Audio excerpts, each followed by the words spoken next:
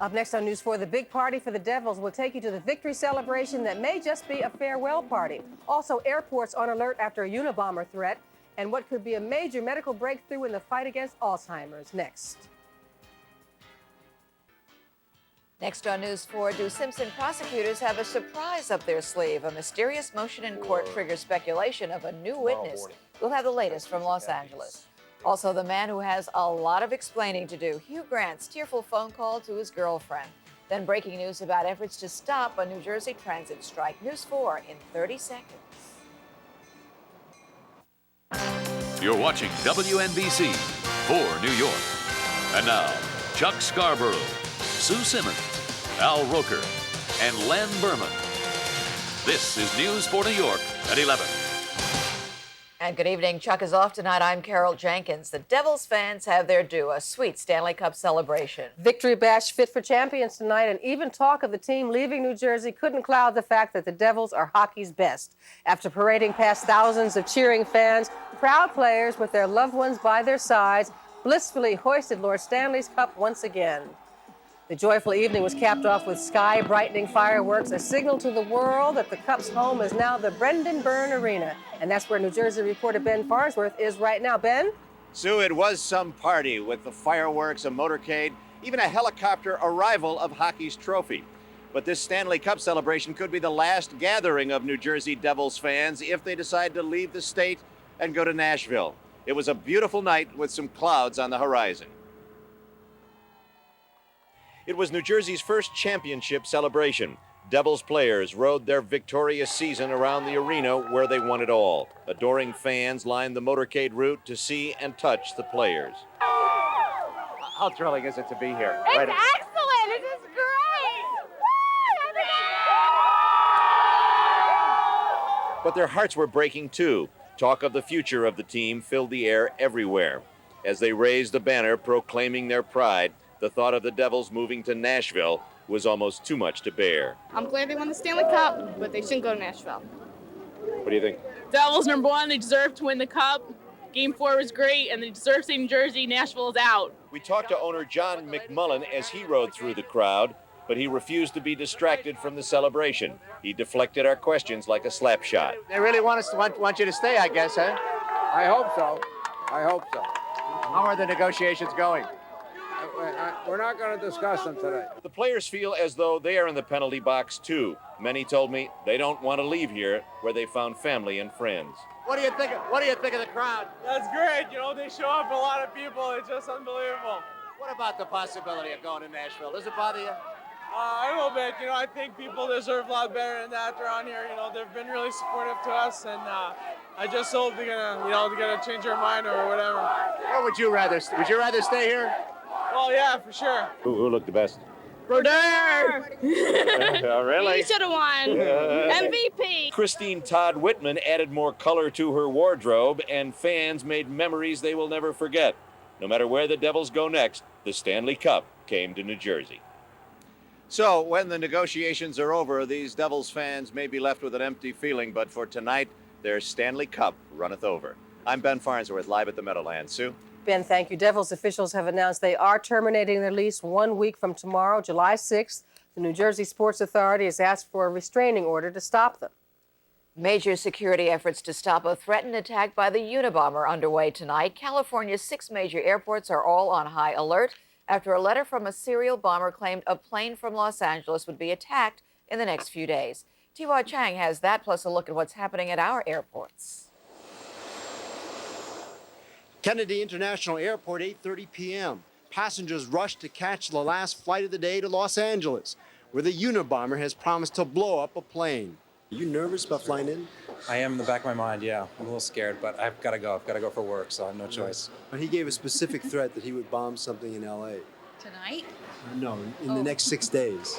Oh, really? Are you nervous flying there? Not terribly. They seem to be doing a good job with security. At Los Angeles International Airport, security was indeed heavy, the strictest since the Gulf War. Curbside baggage check required a photo ID. 3 million pieces of mail out of Los Angeles were halted as the Federal Aviation Administration warned airlines not to transport mail. American Airlines offered to waive the $50 fee to switch flights. The FBI in the San Francisco area, where the Unabomber is suspected to live, had 150 agents working this latest threat. The communication that was received from the Unabomber specifies Los Angeles International Airport, flights originating from there. The San Francisco Chronicle received a letter postmarked Saturday confirmed to be from the Unabomber. It read, "Warning, the terrorist group FC, called Unabomber by the FBI, is planning to blow up an airliner out of Los Angeles International Airport sometime during the next 6 days." It's the first time the Unabomber had given a specific target. Almost a challenge that I am so good that I can do this and I can tell you in advance. In 1979, a Unabomber explosive in a mail bag exploded in a passenger jet en route to Washington. Psychologists and security experts say the Unabomber is like an addict who needs more and more thrills to get high. Unfortunately for the public, the way he gets his thrills is by doing more and more bombings. Kennedy Airport, T.Y. Chang, News 4, New York. The New York Times received a suspicious package today. It was handed over to the FBI because of possible links to the Unabomber. The Times has received communications from the Unabomber in the past.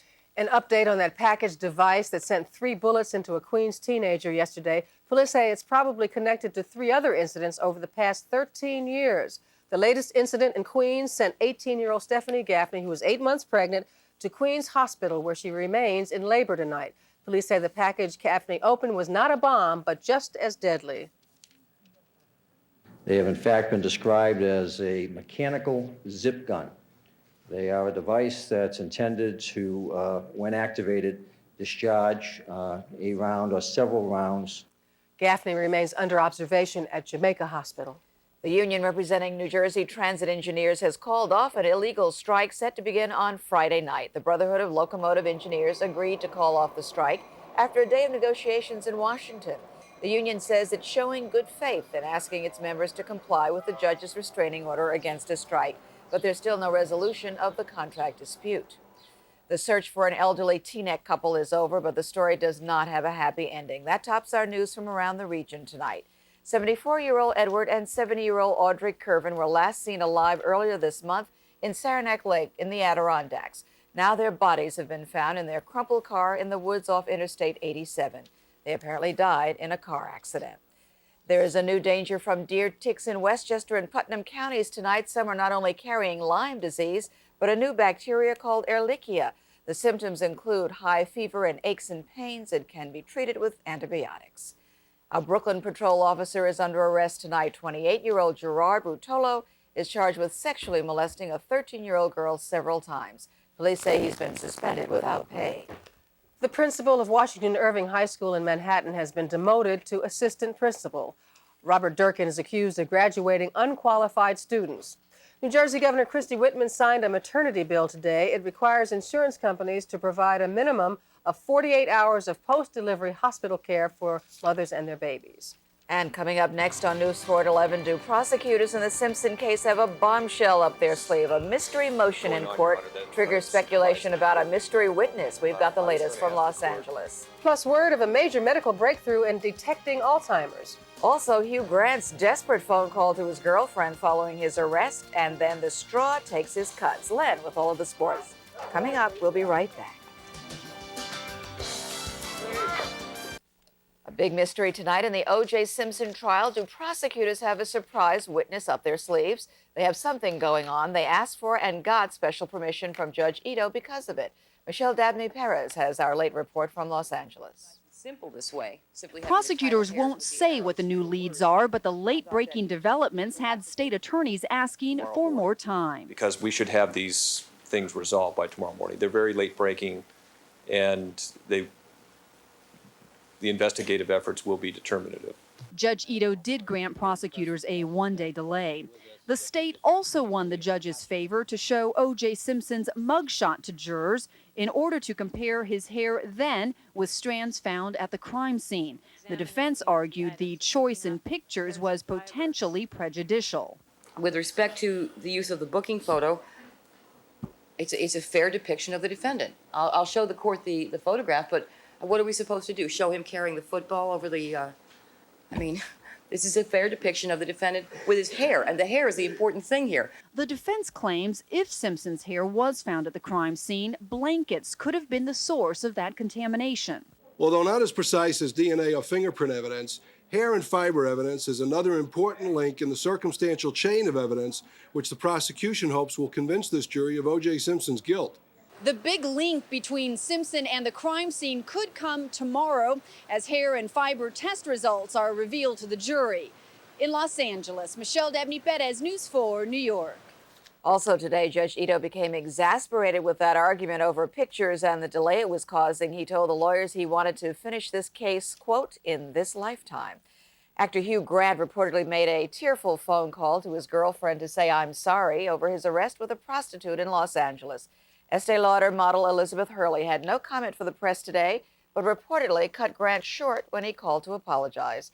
Hurley spent the night at the West London home of her friend, Lord Henry Brocklehurst, who says he thinks it'll all turn out fine. Grant is flying back to London. News from around the nation now. A warm summer evening turns into a scary ordeal for a 3-year-old boy in Sacramento, California. This poor little guy got stuck in the family swimming pool filter. Marcus Furman was finally rescued after 3 hours and will have quite a story to tell as he grows older. How did he get stuck? Marcus's dad says he just has a knack for getting into things. Washed out bridges, submerged cars. The governor of Virginia has declared a state of emergency after 5 days of heavy rain caused widespread flooding. One man drowned when he was swept away by a river. They broke out the champagne at a Lexus dealership in Englewood, New Jersey. A deal was cut to prevent a U.S.-Japanese trade war over cars. Japanese automakers will buy $9 billion in American auto parts over 3 years, make 500,000 cars in the United States by 1998, and add 1,000 American car dealerships in Japan by the year 2000. Just in time for Independence Day celebrations, the House has approved a constitutional amendment to protect the flag from burning and other forms of desecration. The measure now goes to the Senate. It will allow states to pass laws protecting Old Glory, the type of laws the Supreme Court has struck down as an infringement of free expression.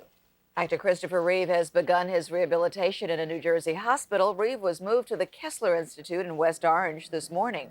Doctors say the treatments will be extensive and it will be months before they know the extent of his recovery. Reeve's wife says she is optimistic. Well, as we left Virginia today, it was pouring rain and foggy and dreary and gray and horrible. And we broke through the clouds and we landed here in the sunshine and the blue sky. And Christopher and I like to think of that as a very good sign. Reeve broke his neck in a riding accident in May. And Mickey Mantle was released from the hospital in Dallas where he had a liver transplant 3 weeks ago. Doctors say he's doing fine and the operation appears to be a success. News for your health now. Details tonight on what's being called an Alzheimer's breakthrough. An international team of scientists say they found a gene that causes some of the worst cases of the devastating disease. Joe Avalar has our report. Mommy. Donna Little's heart breaks every day. Alzheimer's disease has robbed her mother of her mind, and mother and daughter have reversed roles. You don't mind doing it, but it tears at your innermost feelings, because she's basically like a child. But you know, this is the person that has taught you everything that you know. 4 million Americans have this crippling brain disease. 1 in 3 of us knows someone with it. Medication can only help. There is no cure. But today there is new hope for future victims. Scientists have found a gene that, when defective, causes the most aggressive form of Alzheimer's. It affects people in their 30s. Scientists have known that the brain of an Alzheimer's patient, the one seen on the right, is shrunken compared to a normal brain. And now they believe this deterioration is caused by the absence of a particular chemical, and that this chemical is controlled by the newly found gene. When the gene's defective, the chemical is missing, and one rare form of Alzheimer's results. For the first time, we can follow this disease from the beginning, from the actual cause through to the symptoms in the patient. And that's really going to change completely the way we look at this disease. This gene is one of several believed to cause Alzheimer's disease. It's possible a blood test will be developed to identify people who carry the gene. And scientists hope that one day it'll all lead to a cure. Joe Avalar, News 4, New York. Scientists say unless a cure is found, 14 million people will have Alzheimer's disease by the year 2040. Time for us to team up with CNBC for business stories that broke after the closing bell. The U.S. dollar gains value against the Japanese yen At the start of the Tokyo business day Thursday, 85.62 yen, up 1.44. Gold opened at $386.97 an ounce on the Hong Kong market, down $2.31. And consumer groups are challenging a plan they say would inflate government ratings of an airline's on-time performance. The government would make exceptions for mechanical delays. The National Hispanic Caucus of State Legislators has opened up an office in Washington, D.C. and celebrated with a reception today. Senators and members of Congress were among the guests. The caucus says it can now work directly with Congress and the White House on Hispanic issues. And how were the crowds tonight, considering this was a bittersweet celebration tonight? Very nice, very gentle. I was very pleasantly surprised with how nice it went. Expect a little bit more rowdyism, being a nighttime crowd, maybe a lot more drinking in anticipation with the sun out. It was fine. One estimate was around 25,000. That might have been generous, but I was impressed. It was a nice celebration, good crowd, honoring a terrific team. The owner, John McMullen, smart enough not to mount the podium. He would have gotten booed down anyway. The Devils were circling the arena in convertibles, the fans close enough to give high fives to all their heroes. The cup descended from above in a helicopter. Cute touch with all the Devils lined up on stage. The players feeling the same way as the fans. New Jersey is just fine for hockey. You people that have been through it, the thick and thin with us over the years, and the ones that have started following us now, continue to follow us. Fill the seats in here. We won't have to worry about moving. Well, let them fight it out in court and in the negotiations. I really have a hard time picturing this team in Nashville next season, although a news conference is scheduled for informational purposes tomorrow in Nashville. Congratulations, Devils players and coaches. Job well done. NBA draft tonight. The Knicks did not have a pick. The Nets went 9th and took forward Ed O'Bannon of NCAA champion UCLA. He was the MVP, but there's always a but when it comes to the Nets. He's had major knee problems and now has arthritis in his left knee. O'Bannon says he's not worried about the Nets' attitude problems. I don't know them personally. I can't say that Derek Coleman is a bad person because I don't know him. So right now, I'm very excited. My family and I are going to go out and celebrate and just enjoy things. Golden State made Joe Smith of Maryland the #1 pick in the draft. The LA Clippers took Antonio McDyess of Alabama, then traded him right to Denver. Philadelphia and Washington went for Tar Heels, Jerry Stackhouse and Rasheed Wallace. The first 4 picks were all sophomores. And Minnesota took Kevin Garnett 5th. He's straight out of high school in Chicago. And Michael Jordan and Patrick Ewing and 5 other players have filed an antitrust suit in federal court.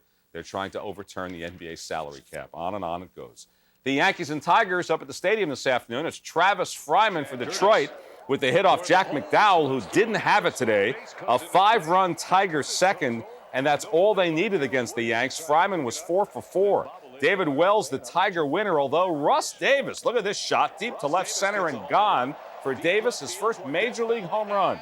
But the Yankees had their 6-game winning streak snapped, 8-4 the final. And the Mets with a come-from-behind win in Florida tonight, fueled by defense. Squeeze. Bases loaded in the 6th. Varys, the squeeze. Brett Saberhagen to Todd Hundley.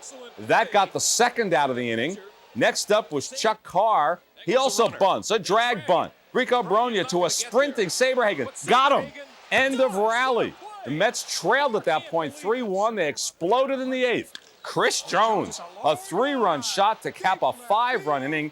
The Mets beat the Marlins 8-3, and the Mets climb out of last place. Elsewhere in baseball today, one highlight at Wrigley Field. Mark Parent, the home run for Pittsburgh, over the bleachers, into the street, and through a car window. Violates the oldest rule in sports, never park your car in fair territory. On the scoreboard, Boston lost. The Yankees stay 6.5 out. Baltimore beat Milwaukee. Cleveland won. Eddie Murray is 3 hits shy of 3,000. Jason Beret, 14 strikeouts for the White Sox. California leads Texas 8-6 in the 8th. National, C.J. Nitkowski and Jeff Brantley 3-hit the Phillies. The Braves won on a David Justice 2-run homer in the bottom of the 9th. The Cubs beat Pittsburgh. Mike Hampton and Houston shut out the Cards. The Giants beat the Rockies in 11. At Wimbledon, #5, Mary Pierce is out. And in Kissimmee, Florida today, Darryl Strawberry with his 2nd rookie game in a Yankee uniform, a big improvement today. There's a real-life hit For Strawberry in a Yankee uniform, he played on both ends of a doubleheader against the Houston Rookies. He was 3 for 6 in the doubleheader. Seems like he had as many hits as fans in the stands. What a great day for the Devils. That's right. That's All right. Then thank you. Thank you. Now time for Al and the weather. That's right. They had a great night for that Devils celebration. Well, we have a great night coming up for your weekend ahead for the July 4th weekend. We'll have the details for you when News 4 at 11 continues.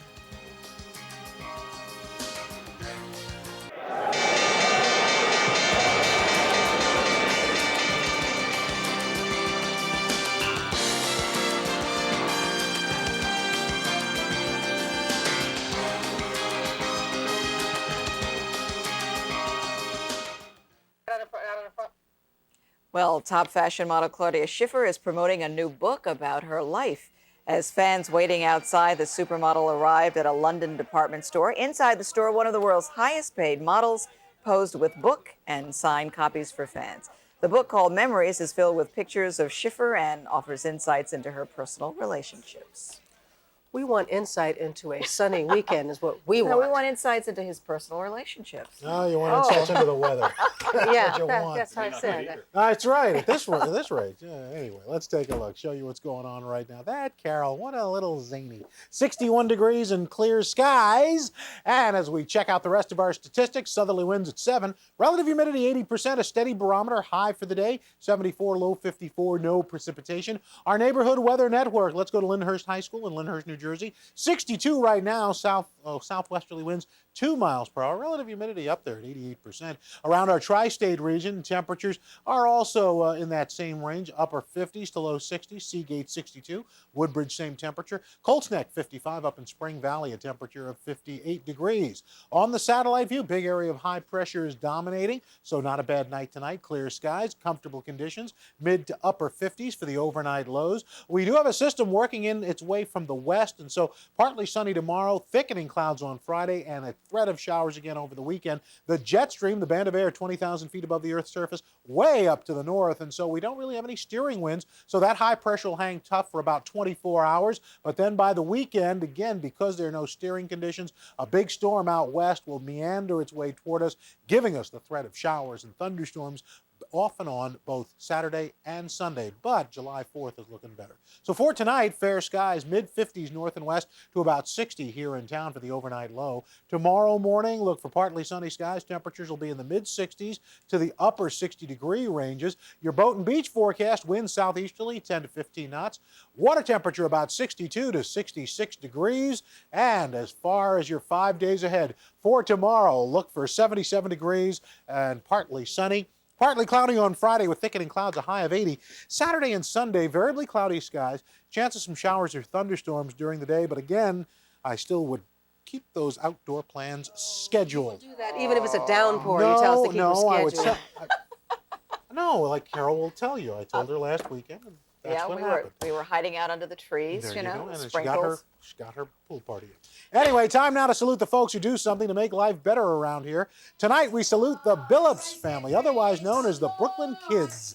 The Clinton Hills-based singing group consists of 3 sisters and a brother ranging in age from 11 to 14. Under the watchful eye of their dad, they practice their music, a form of gospel rap with a positive message.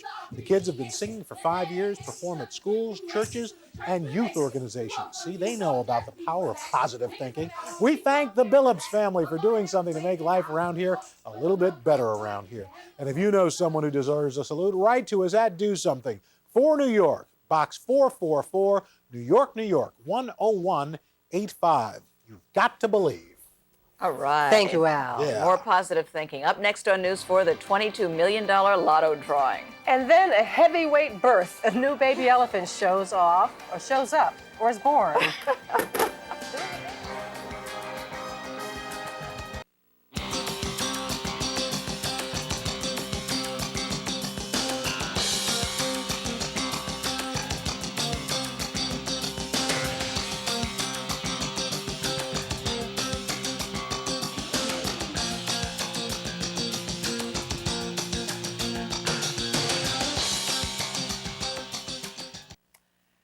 And finally tonight, it was a momentous day at the Syracuse Zoo as a new baby made her first public appearance. The 1-week-old Asian elephant named Karina took a bow today as she greeted visitors.